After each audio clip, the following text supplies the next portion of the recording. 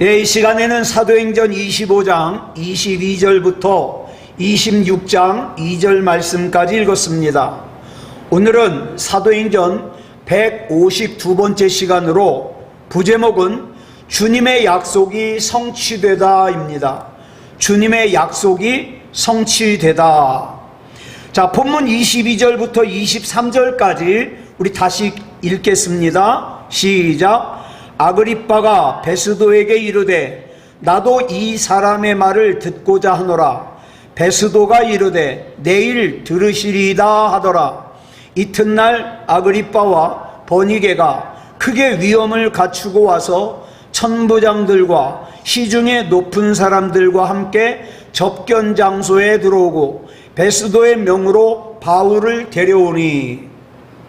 자, 베스도 총독의 설명을 들은 헤롯 아그리빠 2세 왕은 자기가 바울의 진술을 직접 들어보고 싶어요. 그래서 베스도 총독에게 얘기를 했더니 이튿날 즉각 바울에 대한 청문회가 열립니다. 자, 아그리빠 왕과 그의 아내 버니게, 그리고 그 왕과 왕비를 수행한 신하들, 그 다음에 총독 베스도, 그 다음에 총독 베스도 옆을 지키는 천부장들, 그리고 가이사랴의 시의회 의원들이 모두 참석했어요. 자, 그리고 이제 베스도 총독이 바울에 대한 청문회를 개최하는 이유를 설명합니다.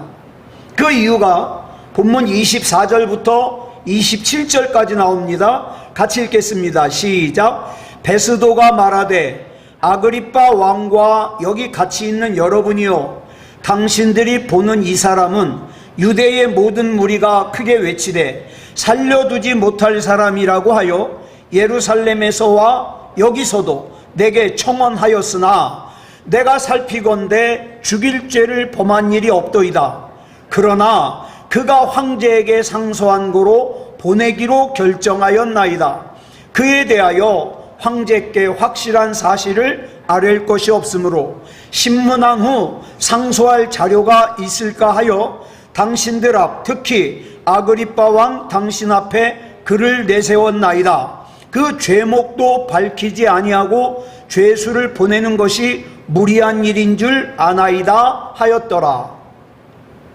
자, 베스도 총독은 자기가 사도 바울을 재판을 해보니까 로마 제국의 실정법을 어긴 게 없어요. 그러니까 자기가 보기에는 죄를 범한 게 없어요. 그럼에도 불구하고 바울에 대한 청문회, 즉 재판을 하는 이유는 이 바울이 지난 시간에 어떻게 했어요? 로마 황제에게 상소를 했어요. 자, 로마 황제에게 상소를 했으니까 이제는 이 베스도가 풀어주고 싶어도 풀어줄 수가 없어요. 황제에게 가야 돼요. 그런데 문제가 생겼어요.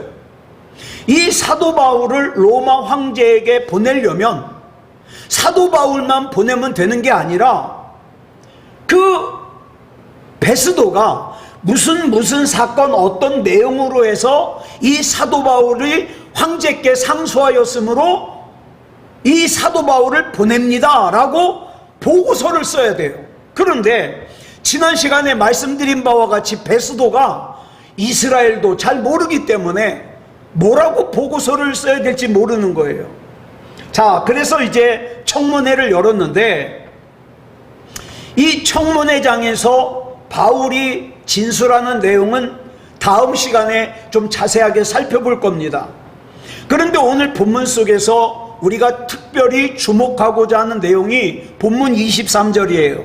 같이 읽겠습니다. 시작. 이튿날 아그리빠와 버니게가 크게 위엄을 갖추고 와서 천부장들과 시중에 높은 사람들과 함께 접견 장소에 들어오고 베스도의 명으로 바울을 데려오니. 자, 여기 보니까 아그리빠 왕과 그의 아내 버니게가 청문회장에 들어왔어요. 그런데 그 모습을 뭐라고 표현하고 있냐? 크게 위엄을 갖추고 나타났다 그랬어요. 여기서 우리말 위험으로 번역된 헬라어가 판타시아예요. 여기서 그 환타지라는 게 나왔어요. 환타시아.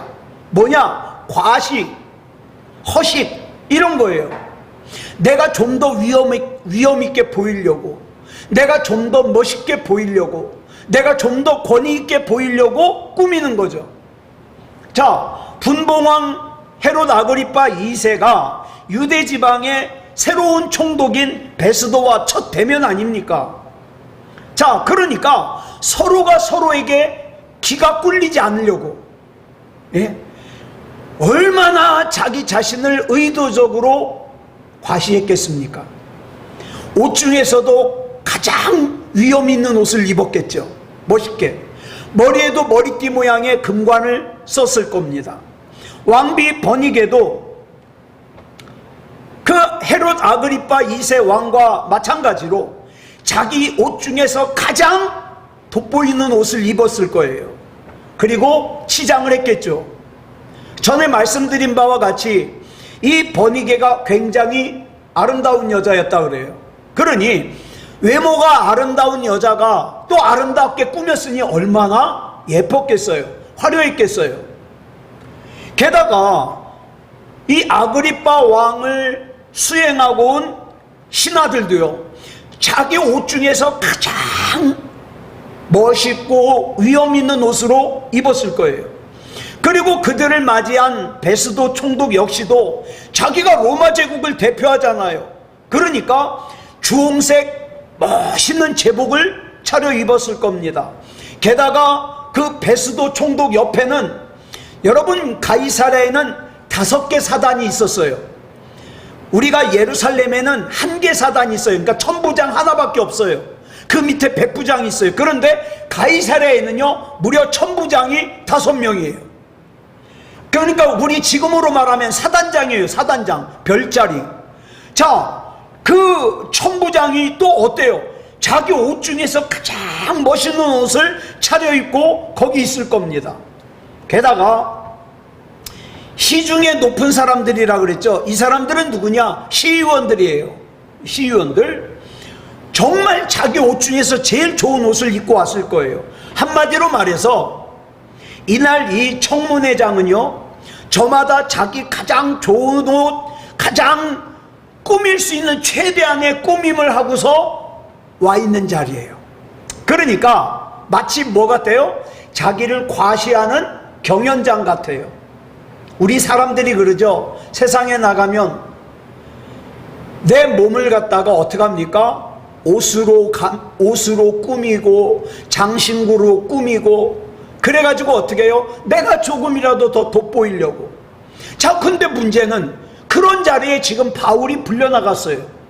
바울이 지금 어떤 상태예요?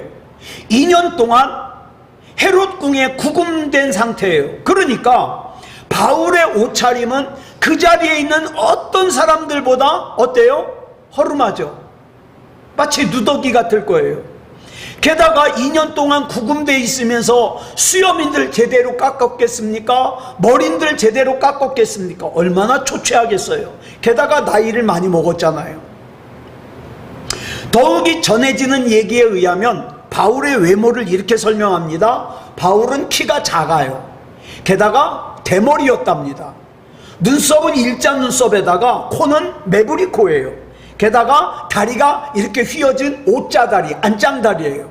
그러니 얼마나 사람이 볼품없겠어요. 보기에도 민망할 정도의 외모를 가지고 있었겠죠. 자, 겉모습을 중요하게 여기는 사람들의 눈에는 바울이 입은 옷도, 바울이 생긴 것도 정말 아무것도 아니죠.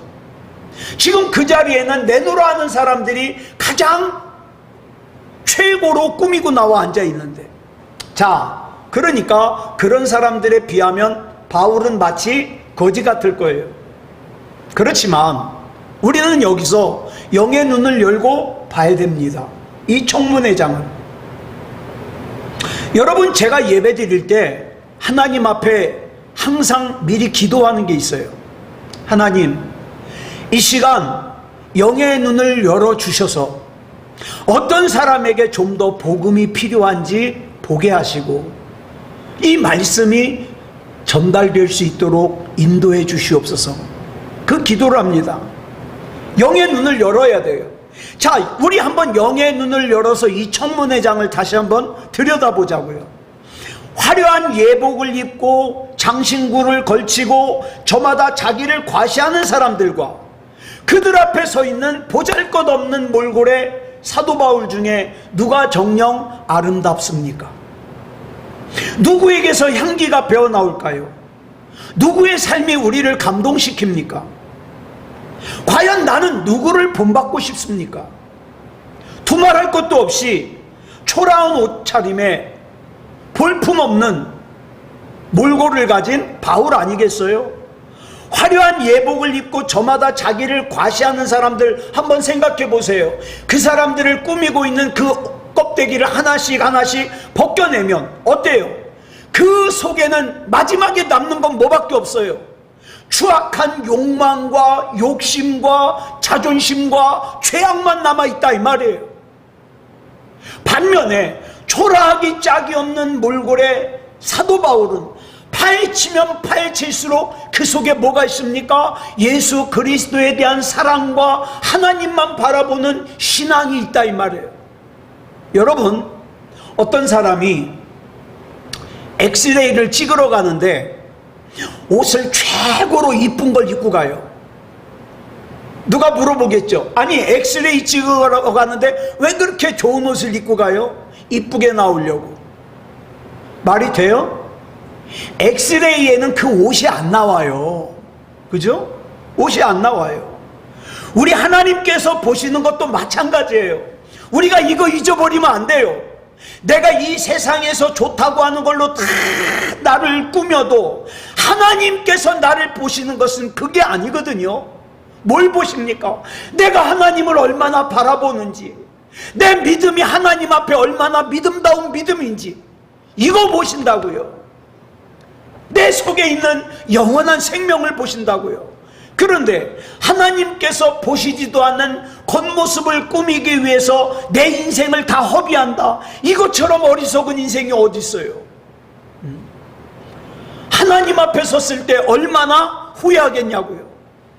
사도 바울은 하나님께서 자기의 겉모습을 보지 아니하시고 자기 안에 있는 영원한 생명을 보신다는 걸 알았기 때문에 자기를 과시하는 자기 과시의 그 경연장에서 초라하고 못생긴 자기 외모 때문에 주눅들지 않았다 이 말입니다. 사랑하는 여러분, 저와 여러분이 언제 어느 곳에 가든지 절대 주눅들 필요 없어요. 왜? 하나님께서 나를 얼마나 귀하게 여기시는데요. 예? 세상 사람들은 많이 배운 것 때문에, 자기의 지위 때문에, 자기의 어떤 스펙 때문에 목에 힘을 주지만 저와 여러분은 왜 당당할 수 있습니까? 나는 내 이름이 생명책에 기록되어 있거든요. 나는 내 믿음이 하나님 앞에 인정받는 믿음이거든요. 그러니까 주눅들 필요 없어요. 자, 그렇다면 우리 한번 보자고요. 내 안에 하나님께서 나를 들여다보실 때 내 안에서 우리 하나님께서 발견할 수 있는 건 뭐가 있을까요? 그거 한번 생각하면서 살자고요. 그거. 예. 하나님께서 찾으시는 영원한 생명, 하나님께서 찾으시는 믿음다운 믿음, 이것이 있다면 사도 바울처럼 당당하게 살아도 돼요. 아브라함이 하나님의 약속을 쫓아 가나안으로 간 지 25년이 지났습니다. 분명히 하나님께서 아브라함에게 아들을 주신다고 약속하셨는데 어느덧 아브라함의 나이가 100살이 되었고 그의 아내 사라의 나이는 90세가 되어 이제 생리가 다 끊어졌어요. 이제 아브라함이나 사라나 아기를 낳을 수 있는, 아들을 낳을 수 있는 가능성이 전혀 없어요. 그런데 하나님께서 아브라함과 아들에게 아들을 주시겠다고 약속하셨거든요. 근데 지금 내가 처한 상황, 내 눈에 보이는 거, 내 처지, 내 형편은 그 하나님의 약속이 지켜질 가능성이 없어요. 자, 그런데 바로 그때 하나님께서 아브라함과 사라에게 아들을 주셨습니다. 생리마저 끊어진 사라가 아들을 낳은 거예요. 그런데 창세기 21장 1절로 7절을 보면 이 불가능한 상황 가운데에서 아들 이삭을 낳고 품에 안은 이 사라가 감격으로 자기의 기쁨을 노래하고 있어요. 뭐라고 노래하는가 한번 볼까요? 시작. 여호와께서 말씀하신 대로 사라를 돌보셨고 여호와께서 말씀하신 대로 사라에게 행하셨으므로 사라가 임신하고 하나님이 말씀하신 시기가 되어 노년의 아브라함에게 아들을 낳으니 아브라함이 그에게 태어난 아들 곧 사라가 자기에게 낳은 아들을 이름하여 이삭이라 하였고 그 아들 이삭이 난 지 8일 만에 그가 하나님이 명령하신 대로 할례를 행하였더라. 아브라함이 그의 아들 이삭이 그에게 태어날 때에 100세라. 사라가 이르되 하나님이 나를 웃게 하시니 듣는 자가 다 나와 함께 웃으리로다. 또 이르되 사라가 자식들을 젖먹이겠다고 누가 아브라함에게 말하였으리오마는 아브라함의 노경에 내가 아들을 낳았도다 하니라. 쉽게 말해서 불가능한 가운데서 아들을 주셨다는 거죠. 이 길지 않은 증언 속에 하나님의 말씀이라는 말과 또 동일한 의미를 가진 명령이라는 말이 총 4번 나와요. 지금 생리가 끊어진 노년의 사라가 아들을 낳았습니다. 그것이 자기의 힘이겠어요? 그것이 자기의 능력이겠어요? 용한 점쟁이가 부적을 써줘서 아들을 낳았습니까? 아니면 영험한 무당이 구슬해서 아들을 낳았습니까? 전혀 그렇지 않아요. 전적으로 여기서 계속 강조하는 게 뭡니까? 하나님께서 약속하신 대로예요. 하나님께서 말씀하신 대로, 하나님께서 약속하신 대로 사라를 돌보아 주셨고 하나님께서 약속하신 대로 사라에게 은혜를 베풀어 주셨고 하나님께서 약속하신 대로 그 사라가 아들을 낳았고 아브라함은 하나님의 말씀에 따라 8일 만에 그 아들에게 할례를 행했다 이 말입니다. 하나님의 말씀이 사막과 같이 말라 죽어 있는 아브라함과 사라의 몸을 통하여 아들 이삭이 태어나게 한 거예요. 예. 아브라함과 사라에게는 갓 태어난 그 핏덩어리가 뭡니까? 하나님의 약속 그 자체고 하나님의 말씀 그 자체인 거예요. 그래서 그 아들의 이름을 기쁨이라는 뜻의 이삭이라고 줬습니다. 웃음이라는 뜻이죠. 자, 하나님으로부터 생명을 얻은 사람에게만 가능한 웃음이 있어요. 여러분, 돈 많으면 항상 행복할 것 같죠? 아니요. 돈이 주는 평안과 돈이 주는 행복은 한계가 있습니다. 예. 여러분, 하나님이 주시는 생명을 통해 얻을 수 있는 그 웃음은요, 세상 것과 비교할 수가 없어요. 세상 사람들이 물어보겠죠. 당신은 어떻게 그렇게 평안할 수 있습니까? 당신은 어떻게 그렇게 담대할 수 있습니까? 내 안에 있는 이 비밀을 그 사람이 어떻게 알겠어요? 그 사람이 예수님을 구주로 영접하기 전에는 알 수 없는 것을. 사랑하는 여러분, 저와 여러분 안에는 그 비밀을 품고 있다 이 말입니다. 아브라함과 사라가 하나님의 약속을 신뢰하고 순종하지 않았다면 결코 그들의 평생에 경험하지 못했을, 누리지 못했을 참된 행복의 웃음이었어요. 사랑하는 여러분, 세상에 썩어질 것과 하나님을 바꾸지 말자고요. 예? 세상에 썩어질 것과 영원한 생명을 절대 바꾸지 말자고요. 사라는 그 이삭을 품고 젖을 먹이면서 하나님께서 내게 웃음을 주셨으니 나의 웃음소리를 듣는 모든 사람들도 나와 함께 웃을 것이라고 선포했습니다. 사랑하는 여러분, 내가 하나님으로 말미암아 행복하면 그것이 나만의 행복으로 끝나는 것이 아니라 내 주변으로 퍼져가야 돼요. 주 안에 있는 나에게 다른 근심 없다. 주님을 늘 찬송하면서 주님을 늘 기뻐하면서 이 기쁨의 비밀을 묻는 사람들에게 예수 그리스도를 전해야죠. 이삭을 품에 안은 사라가 행복의 웃음을 머금고 하나님을 찬양하는 모습이 눈에 보이는 것 같지 않습니까? 이 창세기의 증언이 우리에게 주시는 메시지는 단순히 아이를 낳지 못하는 사라가 90살의 아들을 낳았다, 이게 아니에요. 그럼 뭡니까? 인생의 참된 웃음은 오직 하나님만 주실 수 있다. 하나님, 그 하나님만 바라보기 원합니다. 나에게 참된 웃음과 나에게 참된 평안을 주시는 그 하나님만 바라보기 원합니다. 그러고 사는 거예요. 이는 하나님의 말씀이 인간을 창조하신 하나님께서 인간에게 주신 인생 사용 설명서이기 때문에 그래요. 이 인생 사용 설명서를 안 읽고 인생을 산다? 그처럼 어리석은 인생이 없지요. 자, 헤롯 아그리파 2세가 한껏 치장을 하고 위세를 떨치며 바울에게 그래요. 너를 위하여 말하기를 내가 허락한다. 자, 사도행전 26장 1절이 그렇게 시작해요. 같이 읽겠습니다. 시작. 아그리빠가 바울에게 이르되 너를 위하여 말하기를 내게 허락하노라. 그러자 바울이 조금도 주눅들지 않고 1절 하반절부터 2절까지 이렇게 변증합니다. 시작. 이에 바울이 손을 들어 변명하되 아그리빠 왕이여, 유대인이 고발하는 모든 일을 오늘 당신 앞에서 변명하게 된 것을 다행히 여기나이다. 여러분, 그런데 이 성경이 다행히 여긴다, 이건 번역이 좀 잘못된 것 같아요.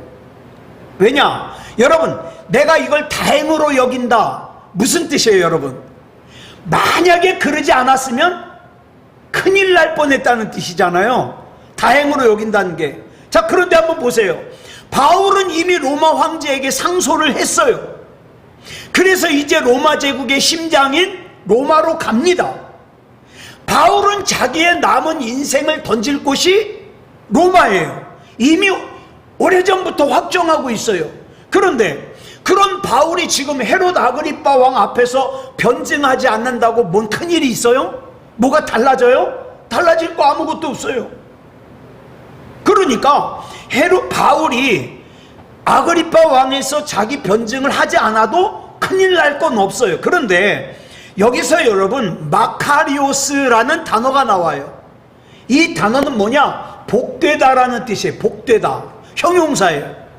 지금 바울 자신이 아그리빠 왕 앞에서 자기의 변증을 하게 된 것은 하나님의 복이요 하나님의 은혜라고 고백하는 거예요. 자, 그러면서 바울이 이 하나님의 은혜요 하나님의 복이라는 이 고백을 갖다가 입으로만 하는 게 아니라 손을 들어서 그렇게 고백을 한다, 이 말이에요. 자, 바울이 자기 변증을 하면서 손을 사용한 적이 앞에서도 있었어요. 어디냐? 세 번째 전도 여행을 마치고 예루살렘에 도착해서 이제 결례 예식을 마쳤을 때에 에베소에서 온 유대인들이 예루살렘에 있는 유대인들을 선동해 가지고 바울을 죽이기 위해 끌고 갔잖아요. 자, 그래가지고 막 사람들이 소동스러우니까 그 예루살렘의 로마군 천부장 루시아가 어떡합니까? 그 바울을 끌고 간 곳으로 가가지고 바울을 결박해서 어떻게 해요? 로마군의 요새로 데리고 가라 그래요. 그런데 그 예루살렘 성전 바로 옆 위에 있는 그 로마군의 요새 안토니아 요새로 가기 전에 바울이 어떡합니까? 그 천부장의 허락을 받아가지고 내가 이 사람들에게 좀 한마디 좀 할 수 있도록 허락해달라 그러죠. 그러면서 자기 변증하는 상황을 사도행전 21장 40절에 이렇게 기록하고 있어요. 같이 읽겠습니다. 시작. 천부장이 허락하거늘 바울이 층대 위에 서서 백성에게 손짓하여 매우 조용히 한 후에 히브리 말로 말하니라. 여기서도 바울이 손짓을 했지만 이 손짓은 무슨 뜻이에요? 조용히 좀 하라는 손짓이에요. 이 조용히 좀 하라고, 유대인들 보고. 그런데 오늘 본문에 나오는 바울의 손동작은 조용히 하라는 손동작이 아니에요. 여기서 드러로 번역된 헬라어가 액테이노인데 이건 뭐냐면 한껏 내뻗다, 쭉 내밀다, 이런 뜻이에요. 자, 바울이 손을 쭉 내밀어 헤롯 아그리빠 왕 앞에서 변증하게 된 것은 하나님의 복이요 하나님의 은혜라는 거예요. 자, 그러면 바울이 왜 하나님을 향하여 이렇게 두 손을 쭉 뻗었을까?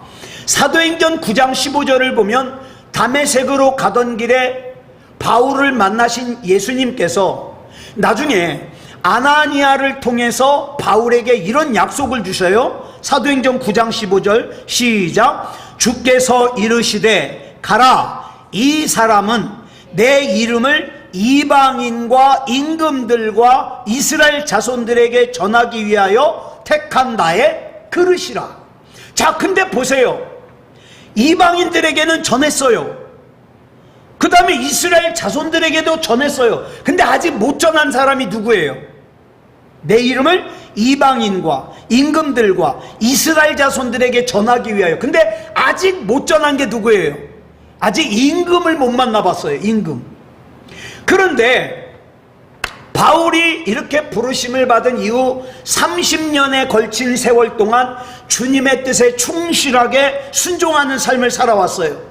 그 다음에 3차례에 걸친 전도 여행을 했어요. 수많은 이방인들에게 복음을 전했어요. 또 이스라엘 자손들에게 복음을 전했어요. 그런데 그뿐만 아니죠. 천부장의 입회하에 사내들인 공회 앞에서도 복음을 전했어요. 그 다음에 유대 지방의 최고 권력자인 총독 벨릭스, 총독 베스도 앞에서도 변증을 했어요. 변증이라는 게 다른 게 아니에요. 자기를 만나주신 예수님 복음을 전하는 거예요. 그러니까 모든 사람들을 다 만났어요. 그러는 사이에 바울은 늙고 병이 들었어요. 자, 그런데 한 사람 아직 못 만난 사람이 있어요. 아직 임금을 못 만났어요. 자, 그런 바울의 현실. 자, 가이사랴의 헤롯궁에 2년 동안 구금되어 있는 이 바울, 늙고 병들고 이제 정말 임금을 만날 일은 없을 것 같아요. 그런 바울 앞에 어떻게 해요? 헤롯 아그리빠와 왕비 버니게가 나타난 거예요. 이것은 바울이 주님을 증언하겠다고 왕궁에 가가지고 아그리빠 왕에게 만나달라 그래서 만난 게 아니에요. 또 무턱대고 왕궁을 찾아간들 왕이 만나주겠습니까? 또 아그리빠 왕과 왕비 버니게에 대한 바울의 증언은 그 베스도라고 하는 신임 총독과 아그리빠 왕의 그 상견례 가운데 하나님의 섭리하심으로 만나지게 된 거예요. 자, 당시 구금되어 있던 상태인 이 바울은 헤롯 아그리빠가 가이사랴에 왔다는 것도 모르죠. 그러니까 왕을 만나게 해달라고 할 수도 없죠. 자, 그런데 베스도 총독의 부름으로 청문회장에 나가보니 거기에 누가 있습니까? 아그리빠 왕과 왕비 버니게가 있어요. 드디어 임금들 앞에서도 복음을 전할 거라는 하나님의 말씀이 이루어지는 순간이에요. 그러니 그 순간 바울의 감격과 환희가 얼마나 컸겠습니까? 마침내 주님이 내게 약속하신 말씀이 다 이루어졌구나. 그뿐만 아니에요. 나중에 보면요, 로마 황제도 만나요. 로마 황제도. 그래서 바울은 두 손을 내밀며 아그리빠 왕과 왕비 버니게 앞에서 주님을 증언하는 것은 하나님의 복이요 하나님의 은혜라고 고백하는 거예요. 사랑하는 여러분, 저와 여러분을 향한 하나님의 계획은 한치의 오차도 없이 이루어집니다. 내가 뭐 먹고 살까? 내 노후가 어떨까? 걱정하지 마세요. 하나님께서 나를 이 땅에 보내시고 하나님께서 내게 맡겨주신 사명을 감당하는 동안에는 하나님께서 책임지시거든요. 그러니까 저와 여러분이 해야 될 일은 뭐냐? 하나님의 말씀을 통해서 하나님의 약속을 받아야 돼요. 하나님의 약속을. 자, 임금 앞에서도 당신의 증인으로 삼으시겠다고 약속하신 주님의 약속이 자신의 삶 속에서 신묘막측하게 성취되는 걸 볼 때 이 바울이 하나님을 얼마나 찬양했겠어요. 이건 큰 복이요, 이건 큰 은혜라고 찬양하죠. 오늘 우리도 마찬가지예요. 여러분, 세상의 것으로 치장하는 거 부러워하지 말고요, 이미 하나님께서 하나님의 말씀을 통하여 내게 주신 약속을 붙들자고요. 약속. 세상의 것 때문에 자존심 상해할 필요도 없고요, 세상 것 때문에 주눅들 필요도 없고요. 주님, 나를 향한 주님의 뜻을 이루시옵소서. 하나님을 등지고 세상 것을 욕심내기 위하여 세상 것에 정신 팔려 하나님을 무시하는 일이 없게 해주시옵소서. 내게는 하나님이 가장 소중합니다. 하나님의 약속을 이루어 주시옵소서. 하나님의 은혜를 베풀어 주시옵소서. 사랑하는 여러분, 저와 여러분이 이렇게 걸어다닐 수 있는 건강을 가지는 것도 뭡니까? 하나님의 은혜요, 하나님의 복입니다. 세상의 가능성으로 의심하지 말고 하나님의 때에 하나님의 방법으로 하나님께서 반드시 하나님의 약속을, 하나님의 뜻을 이루심을 의심하지 말자고요. 그러니까 우울해하지도 말고 침울해하지도 말고 하나님의 약속을 복으로 여기고 하나님의 약속을 기쁨으로 여기고, 하나님께서 나에게 이 약속을 주셨으니까 이 약속 붙들고 담대하게 살게 하여 주시옵소서. 나는 하나님 겁니다. 하나님의 것인 나는 하나님께서 책임져 주시옵소서.